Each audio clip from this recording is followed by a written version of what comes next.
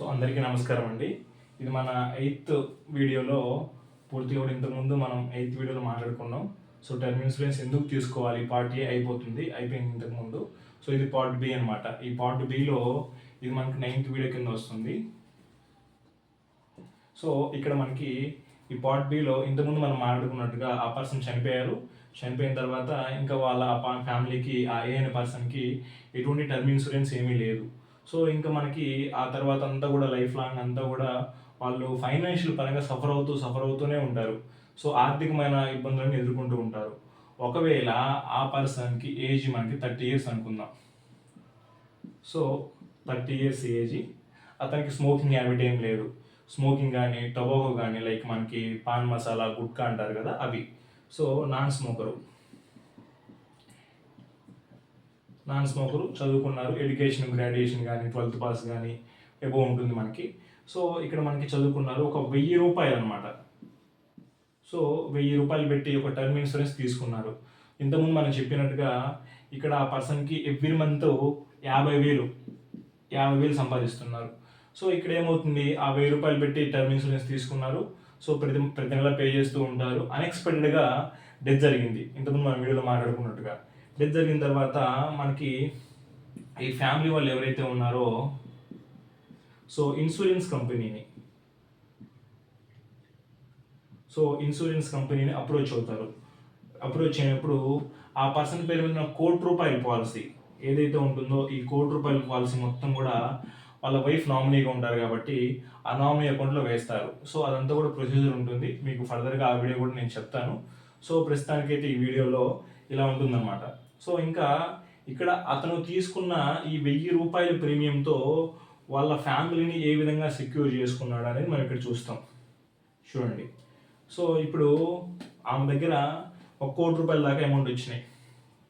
ఆ ₹1,00,00,000 ఈ 1 yearని మనకి ఏ బ్యాంక్లో తీసుకున్నా కూడా అరౌండ్ మనకి ఒక 6% సో రిటర్న్ వచ్చినా కూడా మనకి ఫిక్స్డ్ డిపాజిట్ అండి.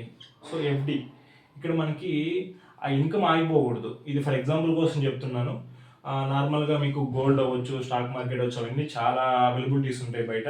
బట్ అవన్నీ కాకుండా సేఫెస్ట్ సైడ్ అనుకోండి, ఒక బ్యాంకులో ఎఫ్డి చేస్తే 6% అంటే మనకి అరౌండ్ ఒక 6 లక్షలు. సో సంవత్సరానికి వచ్చేసి 6 లక్షలు 12 months అంటే ఒక 50,000 అనమాట. 12/5 60 కాబట్టి సో 50,000 అమౌంట్. సో ఇక్కడ ఆవిడ ఏం చేసింది, ఆ ₹1,00,00,000 తీసుకెళ్ళి ఒక బ్యాంకులో ఎఫ్డి చేసిన తర్వాత ఇక్కడ మనకి ఎవ్రీ మంత్ సో 50,000 కొన్ని బ్యాంక్స్ ఉంటాయండి, ప్రైవేట్ బ్యాంక్స్ 3 monthsకి ఒకసారి, 6 monthsకి ఒకసారి, లేదంటే ఎవ్రీ మంత్లీ ఒకసారి అమౌంట్ ఇస్తూ ఉంటాయి. సో ఇక్కడ ఏదైతే ఆయన బ్రతికున్నప్పుడు ఆ సంపాదించిన అమౌంట్ ఏదైతే ఉంటుందో ఈ 50,000 వాళ్ళ స్కూల్ ఫీజులు అవ్వచ్చు, వాళ్ళ గ్రాసరీ అవ్వచ్చు, ఎవ్రీథింగ్ అంతా ఈ డిపెండ్ ఉన్నారనమాట. వైఫ్ కానీ కిడ్స్ కానీ ఆ పర్సన్ ఉన్నప్పుడు ఎలాగైతే చూసుకున్నారో ఫైనాన్షియల్ పరంగా కూడా ఆయన చనిపోయినాక కూడా ఇదే 50,000 ఎవ్రీ మంత్ వస్తూనే ఉంటాయి. ఈ ₹1,00,00,000 అలాగే ఉంటాయి.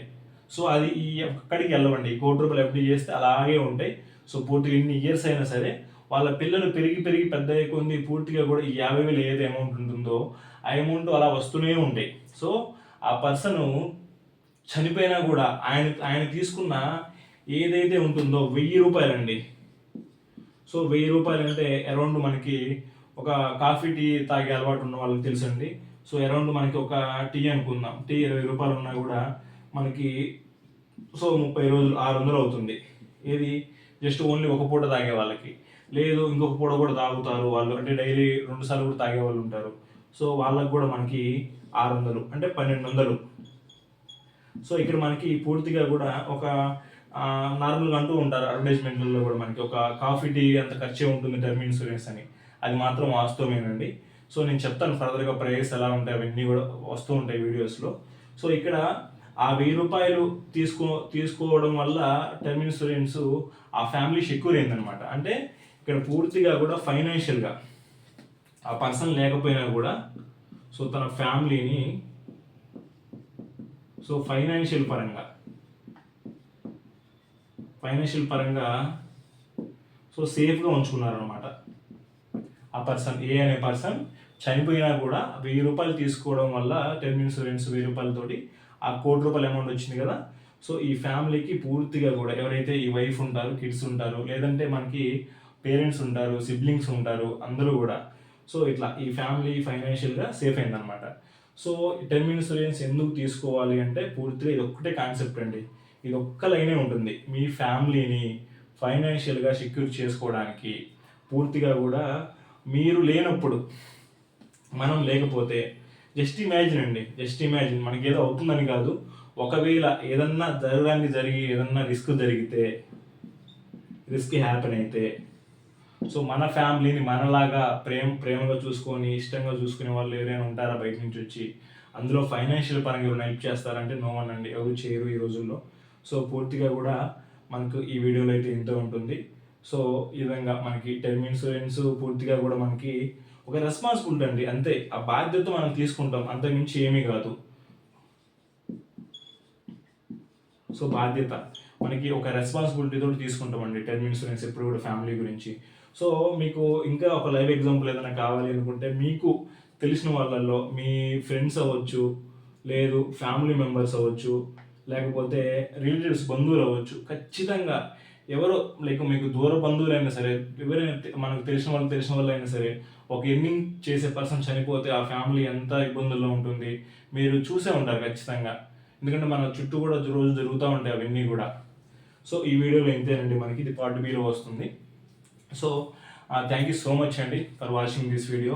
అండ్ బాగా సపోర్ట్ చేస్తున్నారు మన కస్టమర్స్ ఎవరైతే ఉన్నారో, సో వాళ్ళకి కూడా ప్రతి ఒక్కరికి పేరు పేరున థ్యాంక్ యూ సో మచ్ అండి.